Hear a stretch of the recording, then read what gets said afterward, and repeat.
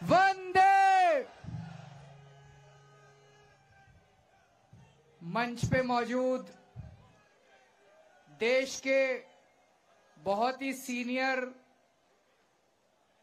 नेता और महाराष्ट्र के पूर्व मुख्यमंत्री शरद पवार साहब, सुप्रिया सुले ताई, मंच पे मौजूद इंडिया गठबंधन के सभी नेतागण और यहां पे इतनी भारी संख्या में आए हुए मेरे सभी प्यारे बहनों, भाइयों, माताओं, बुजुर्गों, बच्चों, आप सब लोगों को मेरा नमस्कार, सबको मेरा प्रणाम। दोस्तों, मैं दिल्ली से आया हूं आप लोगों के सामने झोली फैला के इस देश को बचाने की भीख मांगने के लिए। अभी थोड़े दिन पहले इन्होंने मुझे जेल से छोड़ा है। मोदी जी ने मुझे गिरफ्तार कर लिया था थोड़े दिन पहले एक झूठे केस में। जेल से सीधा यहीं आ रहा हूं, अपने लिए वोट मांगने नहीं आ रहा, देश को बचाने की भीख मांगने के लिए आ रहा हूं। सुप्रीम कोर्ट का धन्यवाद करना चाहता हूं। मुझे उम्मीद नहीं थी मैं इतनी जल्दी छूट जाऊंगा। सुप्रीम कोर्ट ने, यह करिश्मा था, चमत्कार था, ऊपर वाले का चमत्कार था।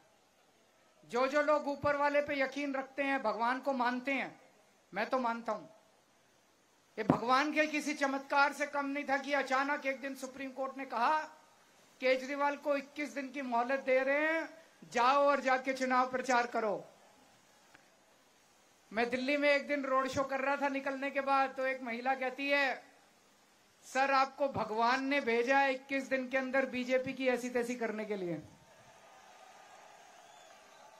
तो मैंने भी ठान ली है, ये 21 दिन मैं सोऊंगा नहीं, 24 घंटे, एक एक पल, एक एक सेकंड पूरे देश में घूम घूम के देश को बचाने का काम करूंगा और इनको निकालने का प्रयास करूंगा, लोगों को जगाने का काम करूंगा। इन्होंने मेरे को जेल भेज दिया। मैं मन में सोच रहा था मेरा कसूर क्या है, मेरे को क्यों जेल भेजा। मैं छोटा सा आदमी हूं, मेरी छोटी सी पार्टी है, 2 राज्यों में हमारी सरकार है, दिल्ली में, पंजाब में। ये तो बहुत ताकतवर लोग हैं, इनके पास तो इतनी सत्ता है, इतना पैसा है, फिर मेरे को जेल क्यों भेजा। मेरे को जेल इसलिए भेजा क्योंकि दिल्ली के अंदर मैंने गरीबों के बच्चों की शिक्षा का इंतजाम किया। मेरे को जेल इसलिए भेजा क्योंकि दिल्ली के अंदर मैंने गरीबों के सरकारी स्कूलों को शानदार बना दिया। मोदी जी उसको रोकना चाहते हैं। मोदी जी नहीं चाहते कि गरीबों के बच्चों को अच्छी शिक्षा मिले। मैं कहना चाहता हूं मोदी जी, मैंने दिल्ली में 500 स्कूल बनाए, आप 5000 स्कूल बनाओ, 50,000 स्कूल बनाओ देश में, तब आपका बड़प्पन है। केजरीवाल ने 500 स्कूल बनाए, आप उसको जेल में डाल के स्कूल बंद करा दो। ये तो छोटी सोच है, ये तो छोटी मानसिकता है। मेरे को जेल में क्यों भेजा? मेरे को जेल में इसलिए भेजा, मैंने दिल्ली के अंदर शानदार सरकारी अस्पताल बना दिए, शानदार मोहल्ला क्लिनिक बना दिए, सबका इलाज मुफ्त कर दिया। दिल्ली में 2.5 करोड़ लोग रहते हैं, अमीर हो चाहे गरीब हो, सबको शानदार इलाज मिलता है, सारी दवाइयां फ्री, सारे टेस्ट फ्री। मोदी जी इसको रोकना चाहते हैं। मोदी जी नहीं चाहते कि गरीबों को अच्छा इलाज मिले। आपका बड़प्पन तो है, मैंने 500 मोहल्ला क्लिनिक खोले, आप 5 लाख हर गांव में मोहल्ला क्लिनिक खोलो ना, तब आपका बड़प्पन है। केजरीवाल ने 500 मोहल्ला क्लिनिक खोले, केजरीवाल को पकड़ के जेल में डालो, मोहल्ला क्लिनिक बंद कर दो, ये तो छोटी सोच है। और विडंबना देखो, मैंने दिल्ली में सब लोगों की दवाइयां फ्री कर दी, छोटी बीमारी हो चाहे बड़ी बीमारी हो, सबको फ्री दवाइयां, सारी फ्री दवाइयां मिलती है। लेकिन जब मैं जेल गया, 15 दिन तक इन्होंने जेल के अंदर मेरी दवाइयां बंद कर दी। मैं शुगर का मरीज हूं 20 साल से, बहुत हाई शुगर रहती है मेरे को। इंसुलिन का इंजेक्शन लगता है रोज, 4 बार इंजेक्शन लगता है रोज मेरे को। 52 यूनिट इंसुलिन लेता हूं मैं। जब मैं जेल गया 15 दिन तक इन्होंने मेरे को इंसुलिन का इंजेक्शन नहीं दिया। मैं कहता रहा, मेरी 300 शुगर 350 शुगर हो गई। अगर कई दिन तक लगातार ज्यादा शुगर रहे तो किडनी खराब हो जाती है, लिवर खराब हो जाता है। मुझे नहीं पता ये मेरे साथ क्या करना चाहते थे, लेकिन इतिहास गवाह ऐसे बहुत किस्से हुए हैं जब विपक्षी लोगों को, विरोधियों को जेल में डालकर उनको शारीरिक तौर पे खत्म कर दिया गया। मुझे नहीं पता ये मेरे साथ क्या करना चाहते थे। ये मेरे को इसलिए इन्होंने जेल में भेजा क्योंकि दिल्ली में मैंने सबकी बिजली फ्री कर दी, 24 घंटे फ्री कर दी। अब दिल्ली में सबको फ्री बिजली मिलती है। मोदी जी, आप तो इतने बड़े नेता हैं, इतने ताकतवर नेता हैं। मैंने दिल्ली में और पंजाब में फ्री बिजली करी, आप पूरे देश में फ्री बिजली करो ना, तब तो आपका बड़प्पन है। आप केजरीवाल को जेल में डाल के दिल्ली की बिजली फ्री रोकना चाहते हो, ये तो कोई बड़प्पन नहीं है दोस्तों, ये तो छोटी मानसिकता है। ये तो इस वक्त देश के अंदर जो हालात हैं बहुत खतरनाक हैं। रशिया का राष्ट्रपति पुतिन है, आप जानते होंगे। पुतिन ने जितने विपक्षी नेता थे या तो सबको जेल में डाल दिया या उनको मरवा दिया और फिर चुनाव करवाए। पुतिन को 87% वोट मिले। बांग्लादेश के अंदर अभी थोड़े दिन पहले चुनाव हुए, सारे विपक्षी नेताओं को जेल में डाल दिया और चुनाव करके शेख हसीना जीत गई। पाकिस्तान के अंदर अभी चुनाव हुए, इमरान खान जो वहां के सबसे बड़े नेता, उनको जेल में डाल दिया, उनकी पार्टी को तहस नहस कर दिया, उनका सिंबल छीन लिया और फिर चुनाव कराए और जीत गए। मोदी जी अब पाकिस्तान और बांग्लादेश से सीख के यही काम अब देश के अंदर, भारत के अंदर करना चाहते हैं। एक टाइम ऐसा था जब पाकिस्तान और बांग्लादेश हमसे सीखा करते थे, आज मोदी जी बांग्लादेश और पाकिस्तान से सीख रहे हैं।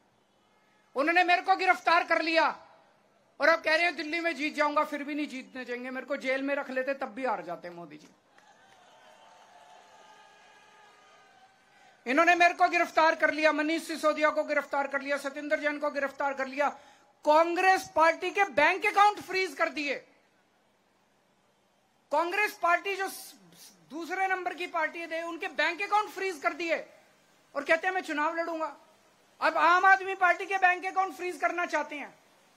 शिवसेना को चोरी कर लिया, जो अभी संजय सिंह ने कहा, शिवसेना के 2 टुकड़े कर दिए, एनसीपी के 2 टुकड़े कर दिए, ममता दीदी के कितने मंत्रियों को गिरफ्तार कर लिया, स्टालिन के कितने मंत्रियों को गिरफ्तार। ऐसे चुनाव लड़ोगे और जीतोगे? ये तो कायर आदमी करता है, कायर है मोदी जी। अरे बहादुर हो तो आंख में आंख मिला के चुनाव लड़ो ना, सीधे सीना चौड़ा करके चुनाव लड़के दिखाओ। ये तो कायरों की निशानी है। इस तरह तो देश के जनतंत्र को खत्म कर रहे हैं, बाबा साहब अंबेडकर के संविधान को खत्म कर रहे हैं दोस्तों। एक और चीज मैं बताना चाहता हूं। 2014 में जब मोदी जी आए थे, उन्होंने एक रूल बनाया था।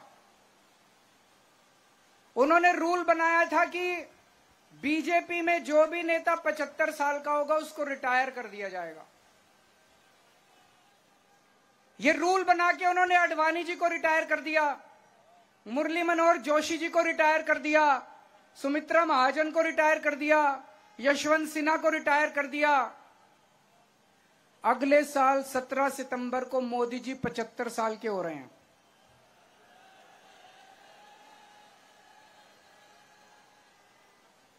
तो जाहिर तौर पे मोदी जी भी रिटायर होंगे।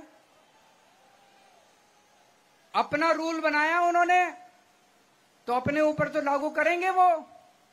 जब मैंने बोला थोड़े दिन पहले, पता नहीं आपने देखा कि नहीं देखा, मैंने थोड़े दिन पहले बोला कि अगली साल मोदी जी रिटायर होंगे और अमित शाह को प्रधानमंत्री बनाएंगे, तो सारे बीजेपी के नेता चढ़ गए, नहीं नहीं मोदी जी रिटायर नहीं होंगे, नहीं नहीं मोदी जी रिटायर नहीं होंगे। मोदी जी ने नहीं बोला कि मैं रिटायर नहीं होऊंगा, मोदी जी रिटायर होंगे और अमित शाह को बनाएंगे प्रधानमंत्री। तो इस साल जो वो वोट मांग रहे हैं मोदी जी, वो अपने लिए वोट नहीं मांग रहे, वो अमित शाह को प्रधानमंत्री बनाने के लिए वोट मांग रहे हैं। तो आपके घर के आसपास जितने बीजेपी वाले रहते हैं, जितने बीजेपी के समर्थक रहते हैं सबको बोल देना सोच के जाना जब वोट डालने जाओ। मोदी के लिए वोट नहीं पड़ रहा, अमित शाह का आंख बंद करके जितने बीजेपी वाले हैं जब बटन दबाओ आंख बंद कर लेना, अमित शाह की तस्वीर लेके आना कि अमित शाह को बनाना है क्या प्रधानमंत्री।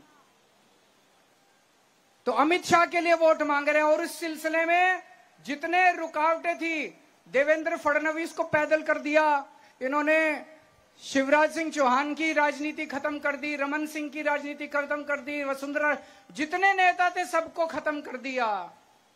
एक ही नेता बचा है, योगी आदित्यनाथ। 2 महीने के अंदर उसको हटाने जा रहे हैं। योगी आदित्यनाथ अब उत्तर प्रदेश के सीएम नहीं रहेंगे। जब मैंने ऐसा बोला, एक भी नेता योगी जी के समर्थन में नहीं आया। बीजेपी के किसी ने नहीं कहा कि नहीं हटा रहे, इसका मतलब हटा रहे हैं, इसका मतलब हटा रहे हैं। साबित हो गया कि हटा रहे हैं। कल मैंने देखा योगी जी मेरे को गालियां दे रहे थे। मैं उनको कहना चाहता हूं, मैं तो आप ही के लिए बोल रहा हूं, मेरे को गाली देने से क्या होगा, अपने वालों को सलट लो, अपनी बीजेपी को सलट लो।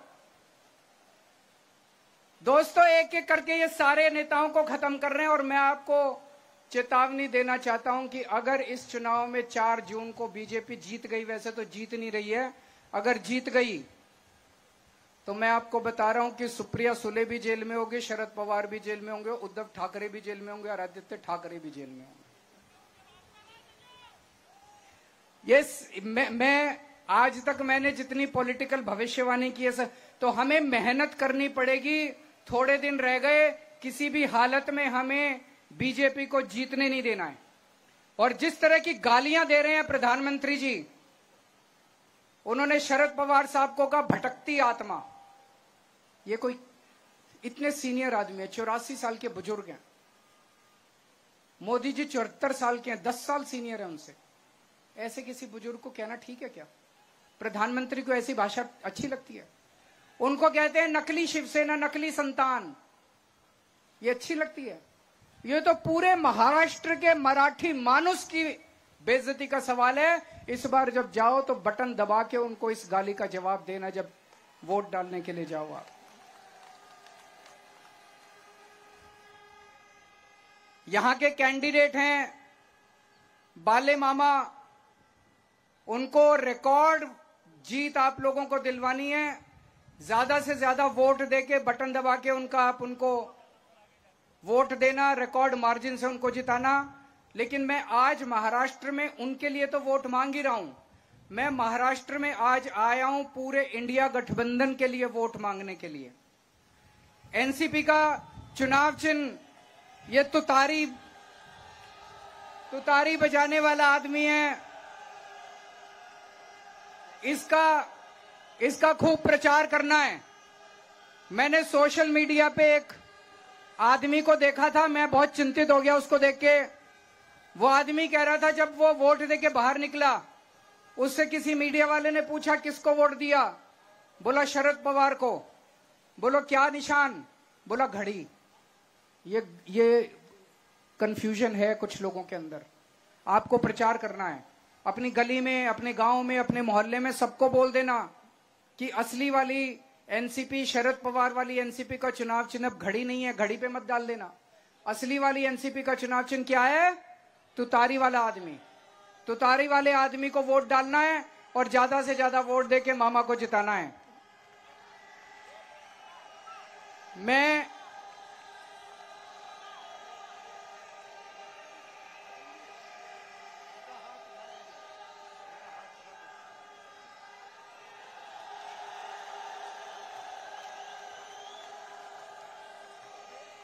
21 दिन के लिए बाहर आया हूं।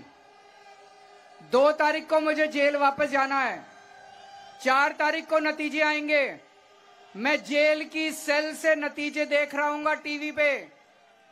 पिछली बार महाराष्ट्र की 48 सीट में से 42 एनडीए गठबंधन को, मोदी जी के गठबंधन को मिली थी।